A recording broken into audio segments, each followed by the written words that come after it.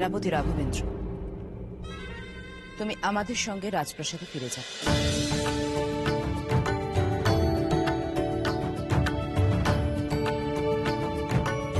যথা আজ্ঞা মহারানী। আমি জানতাম আপনি আমার প্রতি অবিচার করতে পারবেন না। বিচার তো তোমার সঠিক সময় হবে।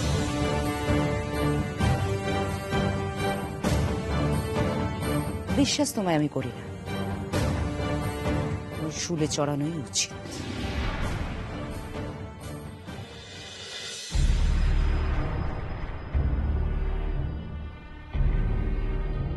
কি ভাবছো সেনাপতি রাঘবেন্দ্র?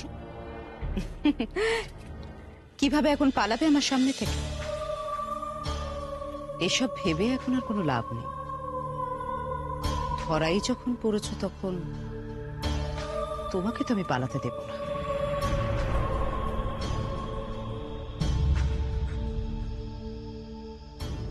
পালানো বীরের ধর্ম নয় মহারানী, চিন্তা করবেন না, আমি পালাবো না। আপনি আমাকে অবিশ্বাস করছেন ঠিকই, কিন্তু আমি প্রমাণ করে দেব যে আমি নির্দোষ। আর যদি তা না করতে পারি, আপনি আমাকে যা শাস্তি দেবেন আমি মাথা পেতে দেব। বেশ, তবে চলো আমাদের সঙ্গে রাজপ্রাসাদে, সেখানেই দেখা যাক তোমার বিশ্বাসের দৌড় কত।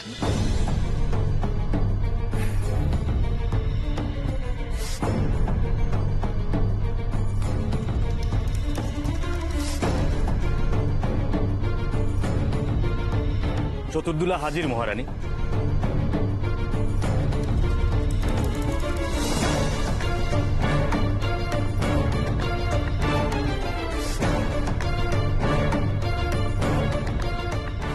বাবা বলছিল পারুল আর মহারানী একই পালকিতে এসেছে। ফেরার সময় হয়তো একাই ফিরবেন মহারানী। ভালোই হবে, রক্ষীদের নজর এড়িয়ে যেতে যেতে পারুলের সঙ্গে একটু কথা বলে নেওয়া যাবে।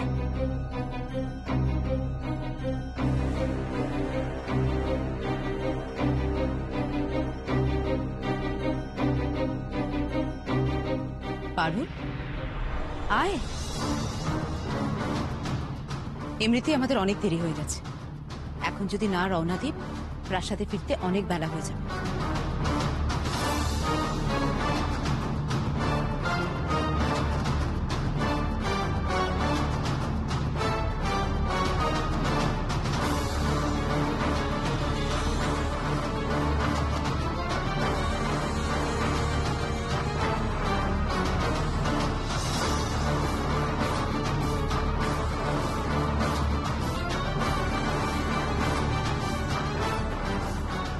যা ভাবলাম রাজবাড়ির বর্তমান পরিস্থিতি কি একটু জেনে নেব পারুলের কাছে, সেটা আর হবে না। জয় সূর্যনগরের মহারানীর জয়, জয় মহারানী মণিমল্লিকার জয়।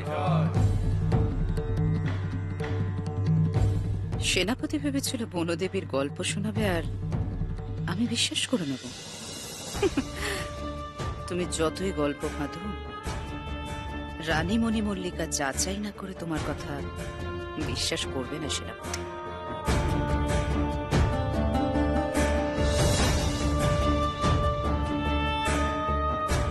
সেনাপতি মশাইয়ের কথা একটু বিশ্বাস করেননি রানীমা।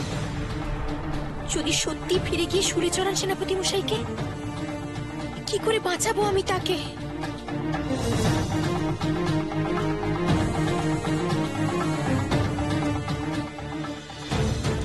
যা শশধন, উড়ে যা চন্দ্রপুর রাজ্যের রাজপ্রাসাদে। রাজা চন্দ্রকেতুকে গিয়ে আমার বার্তা পৌঁছে দে।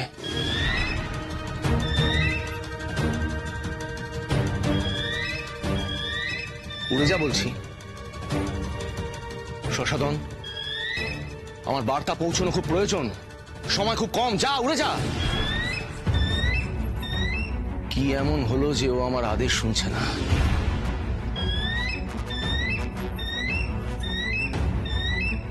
মহারাজ, আরে সেনাপতি রাঘব যে। প্রণাম মহারাজ। অবাক কাণ্ড, কোথায় ছিলে তুমি এতদিন? অজ্ঞাতবাসে ছিল মহারাজ। লাউয়ের মধ্যে লুকিয়ে ছিল সীমান্তের জঙ্গলে। লুকিয়েছিল লাউয়ের মধ্যে? সেসব অনেক ঘটনা মহারাজ। মহারানী আজ আমাকে উদ্ধার করে নিয়ে এলেন, সব বলবো আপনাকে। কিন্তু কিন্তু তার আগে আপনি বলুন, আপনাকে এত চিন্তিত দেখাচ্ছে কেন? কি হয়েছে মহারাজ? আর বলো না, আমার এই পোষা পত্রবাহক বাজ পাখি কিছুতেই উঠতে চাইছে না, অথচ আমার বার্তা রাজা চন্দ্রকেতুর কাছে পৌঁছানো ভীষণভাবে দরকার। তার থেকে অনেক বেশি দরকারি কথা আপনার সঙ্গে আমার রয়েছে মহারাজ। কিন্তু রানী, তার থেকে অনেক বেশি দরকারি বার্তা। ওসব কথা পরে হবে, আপনি আসুন।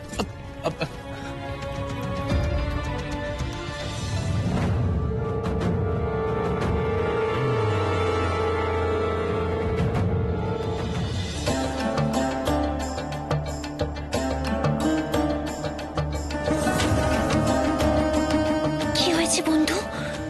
তুমি উঠতে চাইছো না কেন? কি করে উড়বো? সকালে যখন উড়ছিলাম তখন আমার ডানায় ঘুড়ির সুতো আটকে যায়। কোনো রকমে ফিরে এসেছি আমি, কিন্তু ডানা খুললেই ব্যথা করছে।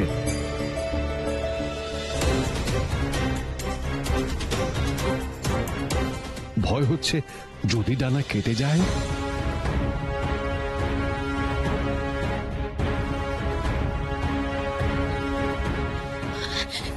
সেনাপতি মশাই, ওর ডানায় সুতো আটকে গেছে, খুলে দাও।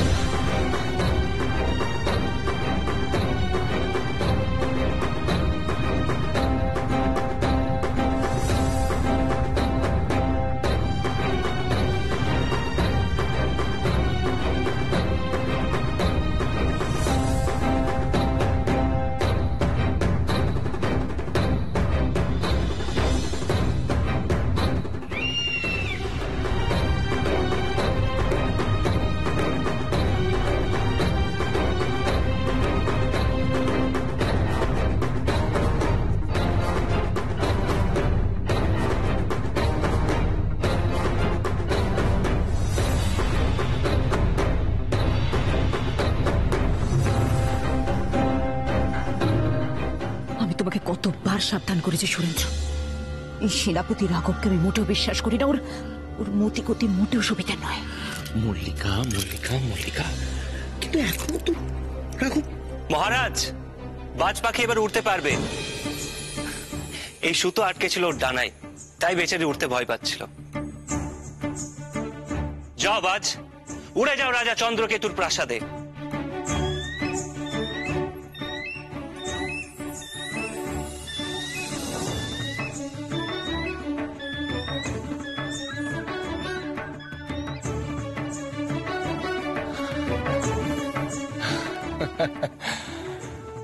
রাঘব, তোমাকে এতদিন পর পাশে পেয়ে একদম নিশ্চিন্ত হলাম। আর কোনো সমস্যা থাকবে না, তুমি রাজ্যের সব পরিস্থিতি ভালো করে নিজে বুঝে নাও। আমি আর এসবের মধ্যে মাথা ঘামাতে চাই না, ব্যাস। যথা আদেশ মহারাজ। তাহলে আমি এখন আসি। এসো এসো।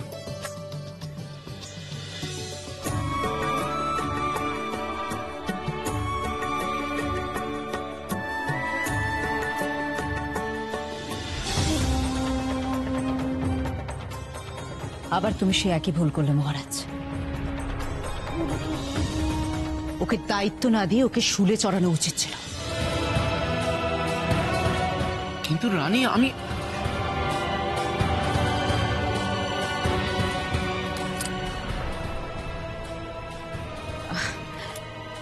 দাসী, দাসী, আদেশ করুন মহারানী। যা যা, তোরা পারুলকে শীতল জলে হাত পা মুছে একটু মিষ্টি জল খেতে দে। আসলে জঙ্গলে আজ পারুলের উপর অনেক ধকল গেছে তো। যা পারুল, ঘরে গিয়ে বিশ্রাম নে। চলো। এখন চলে গেলে রানীমা মহারাজকে যা যা বলবেন সেনাপতি মশাইকে নিয়ে, সেসব কিছুই তো জানতে পারবো না।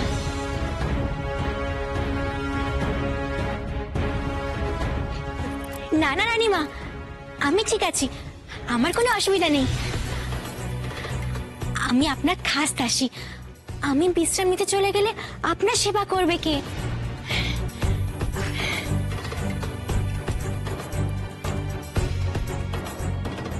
রানীমা তো তোকে বলছে, তুই আমার কথাও শুনবি না? হুম? বললাম তো, আমার প্রয়োজন পড়লে আমি তোকে ডেকে নেব। যা, গিয়ে বিশ্রাম কর। যা দাসীরা, নিয়ে যাও কে। চলো।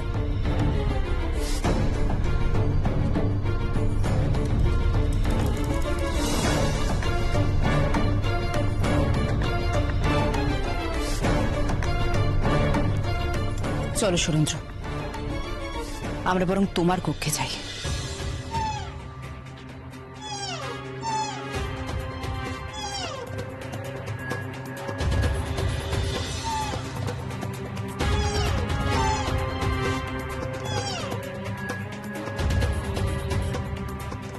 কি হচ্ছে চিতল হরে? ঘরের ছেলে আর ঘরে ফিরবে না পদ্মামা, সে রাজবাড়িতে ফিরে গেল। মানে কার কথা বলছিস তুই? রাঘব, কি হয়েছে তার? কি হয়েছে?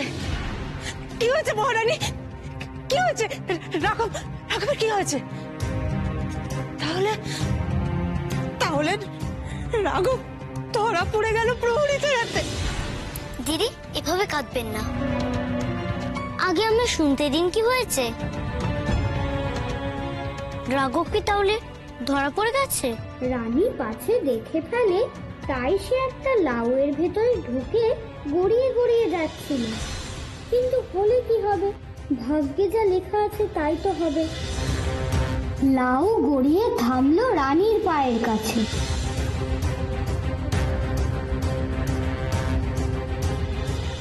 রানী হুকুম দিলেন লাউ কাটতে, তা পারুলসই লাউ কাটতেই বেরিয়ে এলো সেনাপতি।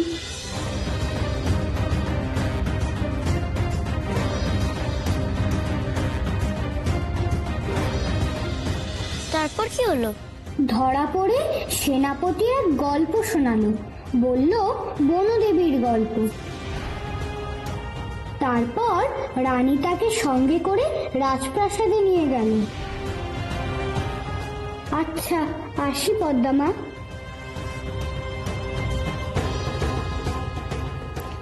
ভয় নেই দিদি, রাঘব ঠিক আছে। রানী মণিমল্লিকার সঙ্গে প্রাসাদে ফিরেছে সে। যাক বাবা, ঠাকুর রক্ষা করেছে। মহারানী ঠিকই বলেছেন,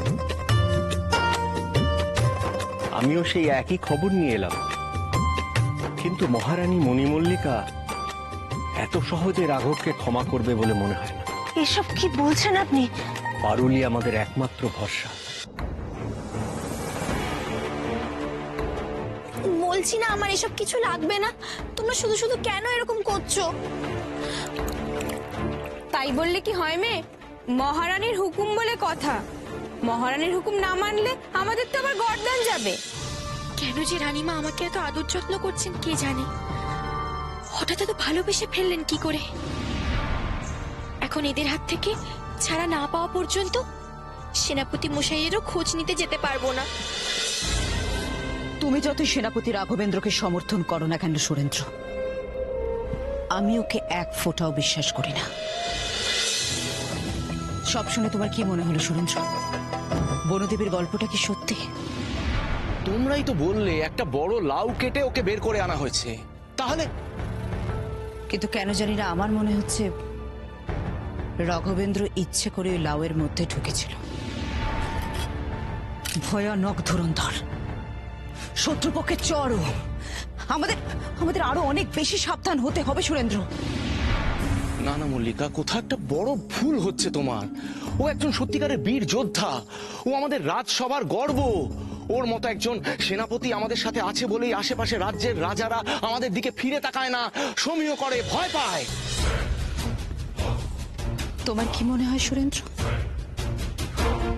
বীর যোদ্ধা বলে সে শত্রুপক্ষে চড় হবে না? এমন নিশ্চয়তা কোথায়? আমি একটা ব্যাপার তো কিছুতেই বুঝে উঠতে পারছি না, কি কারণে তুমি সেনাপতি রাঘবেন্দ্রকে এত বিশ্বাস করো সুরেন্দ্র? কি কারণে, কিসের জন্য?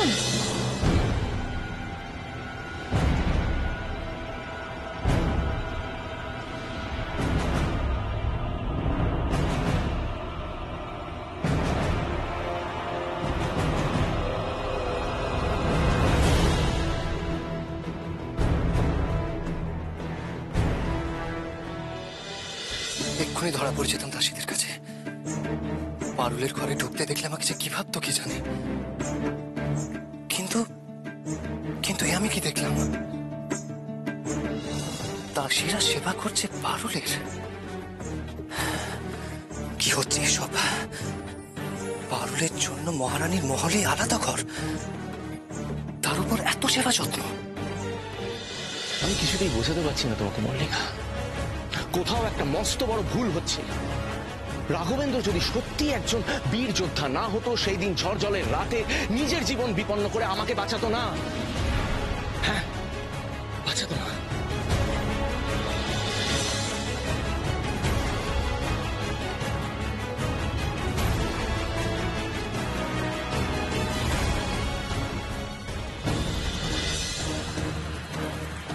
না মল্লিকা, রাঘবেন্দ্রকে শত্রুপক্ষের লোক ভাবাটা একেবারে ভুল হচ্ছে। না হলে সেদিন আমি ওভাবে বেঁচে ফিরতাম না। রাঘবেন্দ্রর মতো দক্ষ এবং যোগ্য মানুষকে শত্রুপক্ষের চর ভাবাটা একেবারে মূর্খামি। আসলে কোনো কারণে তুমি কিছুদিন যাবৎ চিন্তিত এবং উত্তেজিত হয়ে আছো, তাই এসব কথা বলছো। আর অঞ্জনা নদী থেকে ওই দাসী পারুল বেঁচে ফেরার পর থেকে তোমার উত্তেজনা দেখছি বেড়েই চলেছে। খবরদার না, এ কথা সুরেন্দ্রকেও বলা যাবে না। এখন কিছু বলা যাবে না সুরেন্দ্রকে, তন্ত্রমাতা বারণ করেছেন। ছাড়ো না তোমরা, আমার এসব ভালো লাগছে না, দোহাই তোমাদের।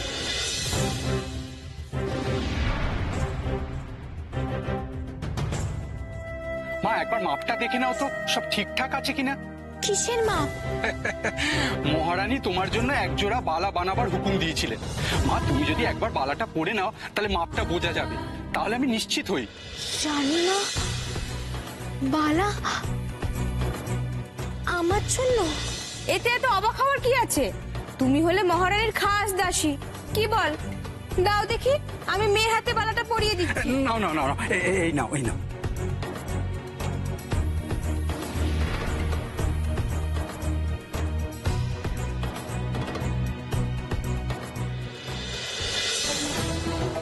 দাসীর জন্য সোনার পালা? মহারানীর হলো কি হঠাৎ? ঠিক আছে, এরপর সেনাপতির বিরুদ্ধে সঠিক প্রমাণ জোগাড় করে তবেই আমি তোমার কাছে আসবো সুরেন্দ্র। আর তখন এই তুমি বলতে বাধ্য হবে যে আমি সঠিক আর সেনাপতি রাঘবেন্দ্র আমাদের শত্রু।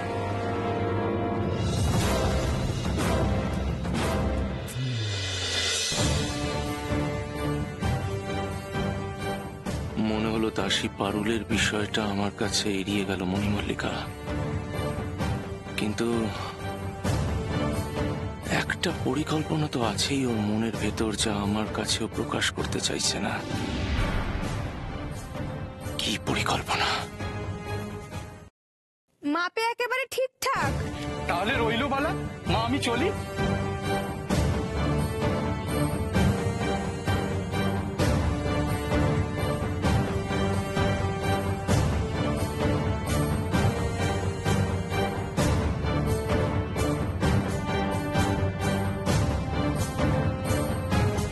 নাও গো মেয়ে, এই রাজভোগটা খেয়ে নাও, মহারানীর হুকুম আছে। কি হচ্ছে এসব? কেন হচ্ছে এসবের পেছনে? নিশ্চয়ই কোনো উদ্দেশ্য আছে মহারানী মণিমল্লিকার। তবে কি মহারানী কিছু বুঝতে পেরেছেন? তিনি কি কোনো রকম ভাবে পারুলকে সন্দেহ করছেন? যদি তাই হয় তাহলে তো পারুলের চরম বিপদ।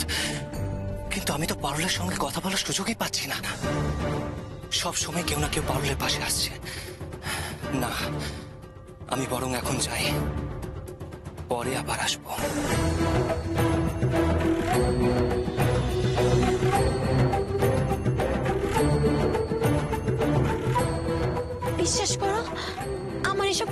চাই না। এবার তোমরা দয়া করে একটু যাও, আমায় একটু একা থাকতে দাও। আচ্ছা বেশ, তাহলে এখন একটু বিশ্রাম নাও, দরকার পড়লে ডেকো কিন্তু। আর হ্যাঁ, খিদে পেলে আমায় বলো, এই রাজভোগ কটা আমি আবার নিয়ে আসবো। এখন চল সবাই।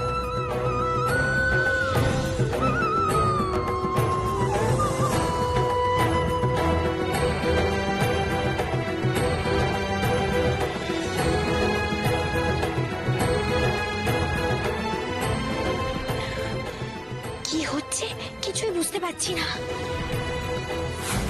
কি আছে রানীমার মনে?